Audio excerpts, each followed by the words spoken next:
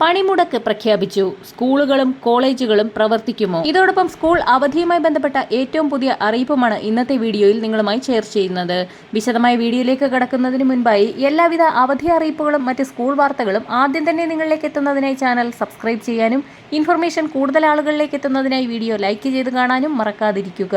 ആദ്യത്തെ പ്രധാന അവധി അറിയിപ്പ് വിദ്യാർത്ഥികൾക്ക് ഭക്ഷ്യവിഷബാധയേറ്റതിനെ തുടർന്ന് തിരൂർ തുഞ്ചത്തെഴുത്തച്ഛൻ മലയാള സർവകലാശാല ക്യാമ്പസ് അടച്ചു എന്നുള്ളതാണ്. ഇനിയൊരു അറിയിപ്പുണ്ടാകുന്നതുവരെ ക്യാമ്പസ് അടച്ചിടുകയാണെന്നും ബിരുദാനന്തര ഗവേഷണ വിദ്യാർത്ഥികൾക്ക് അധ്യയനം ഉണ്ടായിരിക്കുകയില്ല എന്നും രജിസ്ട്രാർ ഇൻചാർജ് അറിയിച്ചു. അടുത്ത പ്രധാന അറിയിപ്പ് 2024-25 അക്കാദമിക് വർഷത്തെ സ്കൂളുകൾ മാർച്ച് 28-ന് അടയ്ക്കും.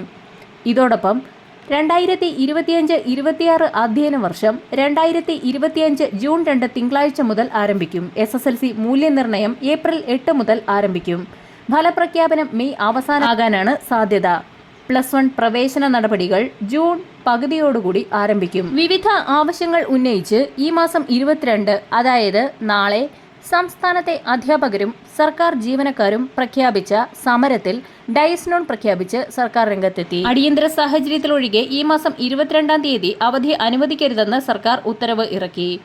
അനധികൃതമായി ജോലിക്ക് ഹാജരാകാതെ ഇരുന്നാൽ ഡയസ് നോണായി കണക്കാക്കുമെന്ന് ചീഫ് സെക്രട്ടറിയുടെ ഉത്തരവിൽ വ്യക്തമാക്കുന്നു. സ്റ്റേറ്റ് എംപ്ലോയീസ് ടീച്ചേഴ്സ് ഓർഗനൈസേഷന്റെ നേതൃത്വത്തിലാണ് പ്രതിപക്ഷ സർവീസ് സംഘടനകളുടെ പ്രതിഷേധം. അനിശ്ചിതകാല പണിമുടക്കിന് മുന്നോടിയായാണ് സൂചനാ പണിമുടക്ക് നടത്തുന്നത്. ഒരു വിഭാഗം ജീവനക്കാർ മാത്രം പണിമുടക്കിൽ പങ്കെടുക്കുന്നതിനാൽ സ്കൂളുകളുടെയും കോളേജുകളുടെയും പ്രവർത്തനത്തെ ബുധനാഴ്ചത്തെ പണിമുടക്ക് ബാധിക്കാൻ സാധ്യതയില്ല. വരും മണിക്കൂറുകളിലെ അവധി അറിയിപ്പുകൾക്കായി ചാനൽ സബ്സ്ക്രൈബ് ചെയ്യാൻ മറക്കാതിരിക്കുക.